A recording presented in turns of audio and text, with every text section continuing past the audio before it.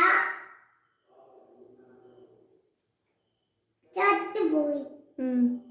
ചത്തുപോയപ്പോൾ ഒരു തവള വെള്ളത്തിൽ വീണു. അല്ല, അത് എത്തിയിട്ടില്ല. അതപ്പോ അത് വന്നപ്പോ ഒരു ചെക്കിയല്ലേ വെള്ളം ചോമച്ചിരി തട്ടിട്ടു. എന്നെ